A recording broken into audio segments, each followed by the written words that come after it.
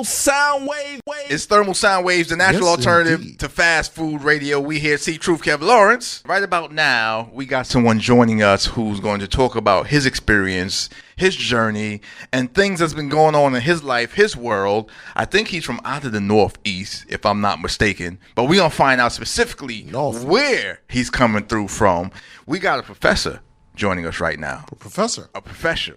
A professional, but also a professor. A professional professor. That's right, exactly. Okay. And he's lyrical with it. Okay. We got Professor, a lyrical professional, Professor Lyrical. What's going on, sir? Yo, what up, gentlemen? Appreciate it. All right. You guys are having a tongue twister there with it. I apprappreciate that, though. Yeah, I sometimes just go by pro to keep it even easier. But no. Let's say it the way you say it. We want to hear you say it first. Go ahead, bro. Well, Professor Lyrical, yeah, man. I used to, for years, just went by Lyrical. And, I kind of say it in the joint, yo, that's pro. A lot of people just say pro, you know what I mean, to keep it, like you said, try to be a professional. And it's kind of a good little tag that kind of sums me up, you know what I mean? Because that professor role is Professor Lyrical is what it is. Because I don't try to downplay the professor part, because, being an actual professor is, I think, these days, something that separates me, I think. So it's kind of a cool little tag. So, and you know what? By you mentioning that, I remember speaking with a family of mine, and amongst ourselves, we'll call each other by certain names, but when we're around other people, I say, no, that's Dr. Roan. I say, no, that's Dr. So-and-so. That's Professor So-and-so. Because you worked hard to get that title. So we are going to respect your title, Professor Lyrical. Appreciate it. Yeah, Dr. Lyrical seemed a little much. So, bro, it's cool. Plus, I was Professor Lyrical before I was a doctor, so it felt like a weird switch up. No doubt. You're the second professor that's an artist this year that we've had on the program. We also had Jay Rawls from out of Columbus, Ohio. A producer. Yeah. Yeah. So we had him on, a little bit earlier in the program as well. So what exactly are you a professor of? Besides lyrics, which of course we know you represent that and we've been playing the joint, but besides that. Yeah, so great question. So my doctorate is actually in higher education, and I got it at Northeastern while I was hired there as an assistant teaching professor of mathematics. And the way I came up before I got the current role, I'm now out in D.C. to answer your Northeast question. So I'm from Massachusetts, Lowell specifically, moved to Cambridge. Lowell. Started teaching as started teaching at the Campbells out there. A lot of Cambodians out there, right? Oh yeah, absolutely. Yeah, Lowell, the Mill City. That's right. Yeah. So I was teaching high school in Lowell. They were like, yo, this guy will probably be able to reach, the youth that we're having trouble reaching. And so, like local boy done good kind of stuff. And I kind of jumped on that because I was starting to do a lot of college shows and almost like motivational speaking, but not like all the way motivation. Just like, you get to a show and they'd be like, hey, talk about the education part. Because just even at that point, just even having a bachelor's degree was like a big deal, especially in Lowell. And so the high school was quick to, jump on that. And I was able to start up an alternative high school program within our high school that became a freestanding program, and it's still open. So that was my first experience teaching, and I was obviously teaching math. But at that time, I only had a bachelor's degree in business, and there was a lot of math in business. And I had wanted to go for math later on down the line, but it was getting difficult with music, to try to, like, when am I going to be able to, like, realistically go for a master's degree? You know what I mean? Now, hold on now. You mentioned you was in Lowell, and then you went to Cambridge. Those two places are very interesting in Massachusetts.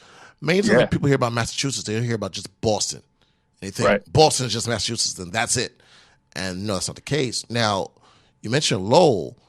That is a big Cambodian population that's over there. Yeah. And also Latinos over there too. And then from there you go to Cambridge, where there's a big Haitian population over there. Now, absolutely. How was it for you to start off as a teacher to get to professor, dealing with people with different ethnic backgrounds that may be seriously first generation immigrants? Yeah, it's a dope question. I appreciate that you know Massachusetts so well, and especially specifically Lowell. So I grew up as a kid in Lowell. I was able to move. I went to high school though, one town over at Chelmsford High School, which was like a suburb of Lowell, and being able to move from the city to the suburb and sort of seeing both sides while all my family was still in Lowell, and friends for that matter. Like you could see the difference, like the night and day, just like a couple miles makes. You know what I mean? And when I was able to open the alternative program, like it was for people who weren't as fortunate. You know, it was an alternative program for people having difficulty adjusting. And like you said, big majority of the population were Cambodian, Latino. You know, there were black and white, and there's a lot of ethnicities in Lowell, and similarly in Cambridge. A lot of people aren't aware of that. Like Lowell, it sounds like you are. Lowell and Cambridge are very similar in a lot of ways. Lowell is like a blue collar version of Cambridge, even though Cambridge has its blue collar parts too. But Lowell's like an old mill city, about 125,000 people or so, and Cambridge is pretty similar to that. And Cambridge gets lumped in with Boston, of course, because it's only separated by a bridge, and Lowell gets lumped in sometimes with Lawrence, which is right there. They're almost like twin cities, really like blue collar, like city kind of places. So my point is, once I realized, once you move to a place where it's cool to be smart, you know what I mean? You no longer have to hide it and just promote your hip hop stuff. Like you start to see the other side of the tracks and you realize like you're almost being lied to. You know what I mean? Like cool and intelligent isn't sexy and smart until you're older. When you're younger, that's not something that you can wear as a badge of honor a lot of times. And Cambridge, to sum it up, like I didn't move to Cambridge until I was in a group called XCal. We were, fundamentally a Lowell-based operation, making records in Lowell. And my girlfriend was living in Cambridge at the time, who was the niece of the other guy in my group. Shout out to Sick Men from Cambridge, Derek Goodman. And rest in peace to his baby's mama, who just passed this week too. I got to shout her out too. So. But yeah, so I moved in with them in the family house in the coast of Cambridge. That was like a traditionally black neighborhood. And those are few and far between these days with gentrification in Cambridge. So Cambridge is like, on one hand, you see sort of I would say the Ben Affleck kind of Cambridge, you know what I mean? And on the other hand, right. And the other hand, you see, Pat Ewing, Ringe, you know what I'm saying? Like that side of Cambridge.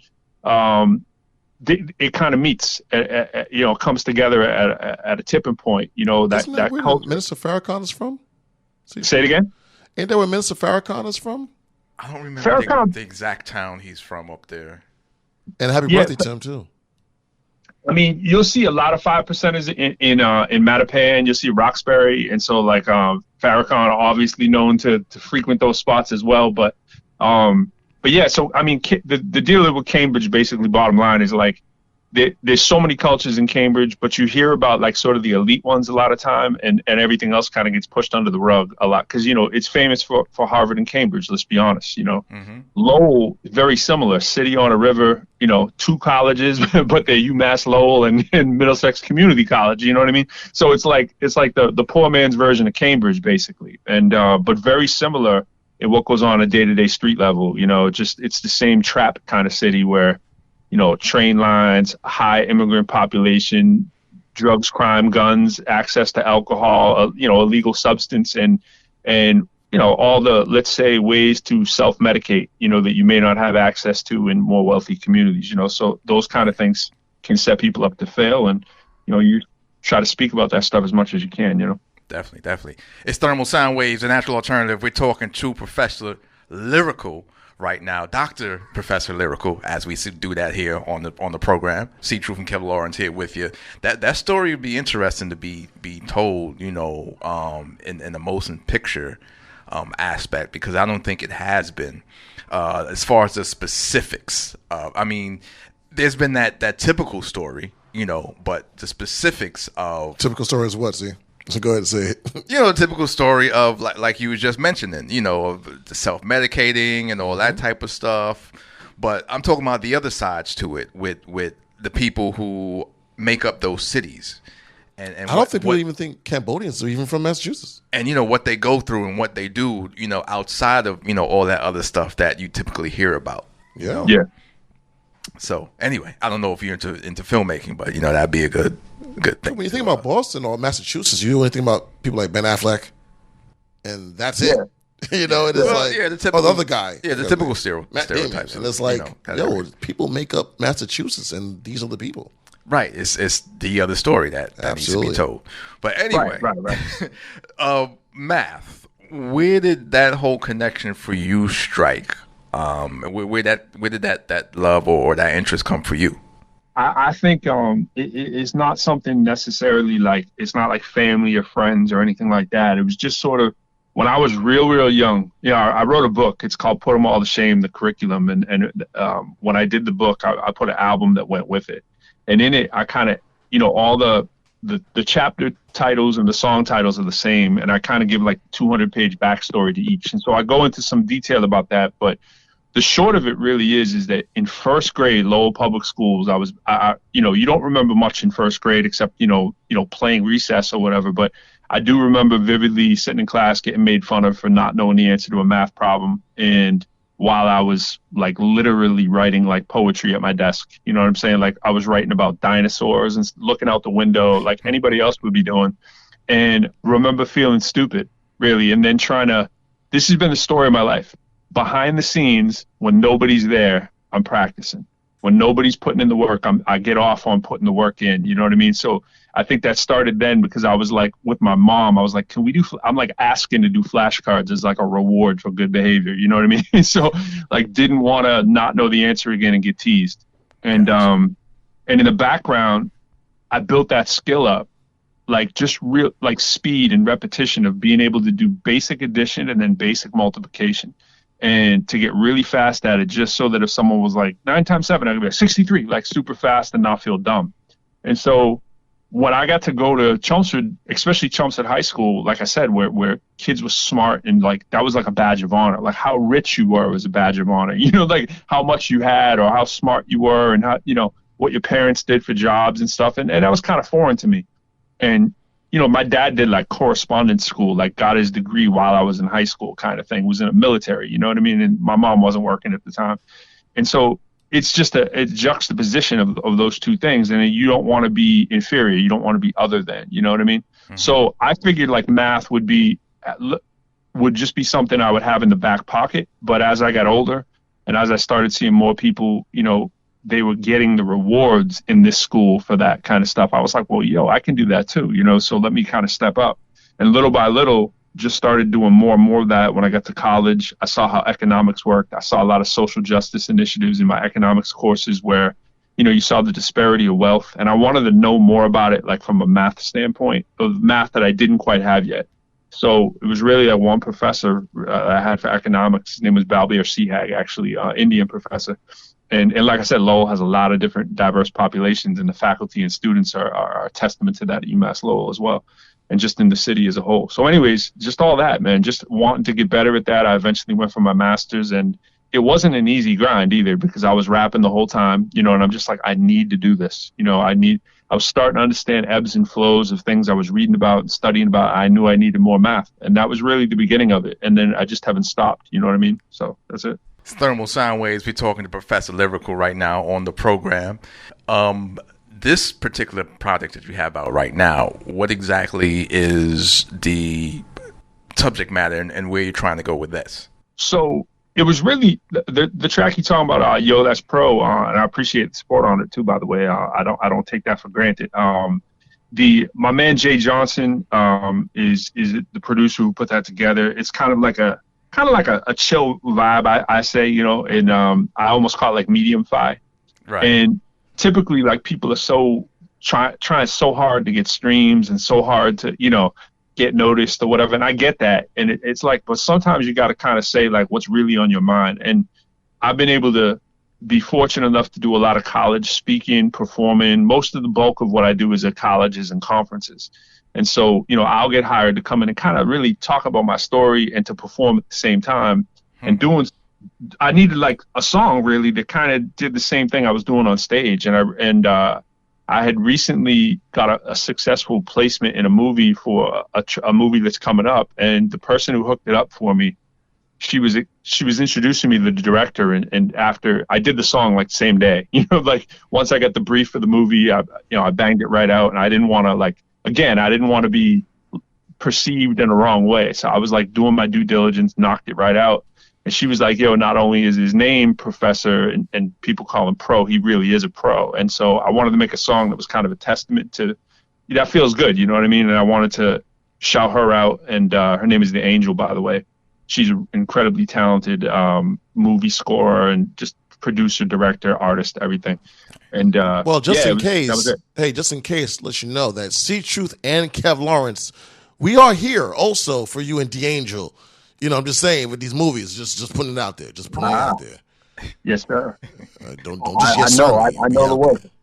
Yeah, man. Sync is really, really an untapped aspect for a lot of young artists coming up or whatever. And it's been on my radar, honestly, for like over a decade. And because I was working with so much sample-heavy music, I really wasn't able to, the thing about sync, if you want to get movie placements and commercial placements, it pretty much needs to be sample-free and curse-free.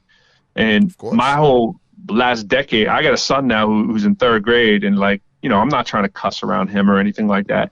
And I'm trying to be, the person he sees to everybody, you know what I mean? And my best version of myself. So that lends itself to being able to get, music placements and so forth. And, for young artists, it's like at least have a clean version and at least try to do some tracks that don't have samples so you can potentially get open to your songs getting landed in movies and commercials. There's a lot to it, as I'm sure you guys know, but it's just something I really want to, say to other artists out there. Absolutely. And what's the movie that's coming up? It's the director of the movie, by the way. Shout out to Chica. She's an amazing Latino director out of Montreal and Canada. So the movie's called Montreal Girls, and I can't really. Like, I've been instructed not to speak on, release dates and all that. There's a lot of film festivals that the film is involved in. And, for people that know that. But I can say this summer, there are some prominent film festivals in the United States that it's in. It's already done some overseas. The reception has been incredible. And the placement of the song, Montreal Girls, the name of the song is Dark Poetry, but the movie's Montreal Girls. And, I think it's already on IMDb. If you search for it, you can get the gist of the movie. But it's like right in the opening credits first, and it plays like a full minute of the track, like while the main star is driving around in his car, like checking out Montreal, for the first time. So it's a real dope placement. It's not like 5 seconds. It's like a full minute of the track, which, as you guys probably know, is almost unheard of. You know what I'm saying? Yeah, I'm like, what? You got a minute?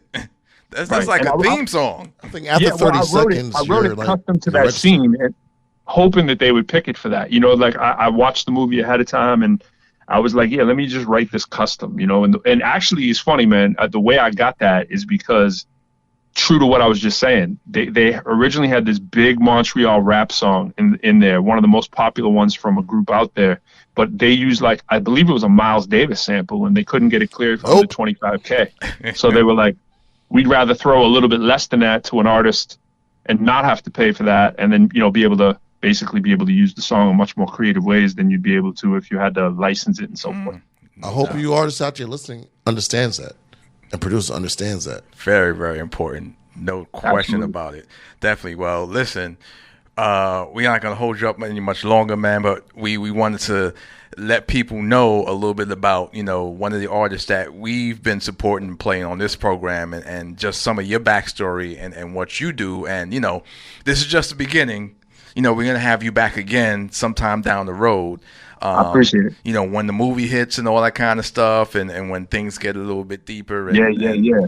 All that kind of good stuff. And also to talk some more about what you're doing as far as like speaking and things across the different colleges and universities as well. So, but we appreciate you taking time out to join us here on the program, Thermal Sound Waves. Yeah, no doubt. I'd be remiss, too, if I didn't shout out. And by the way, I'm going to hit you guys with this, too. You may not know. Pro is half the name of Pro Quo. My homie Quo came from Massachusetts. We did a duo project. It's called Instant Brotherhood. And Jay Johnson is part of the Instant Brotherhood fam. We got 14 producers on there from around the world.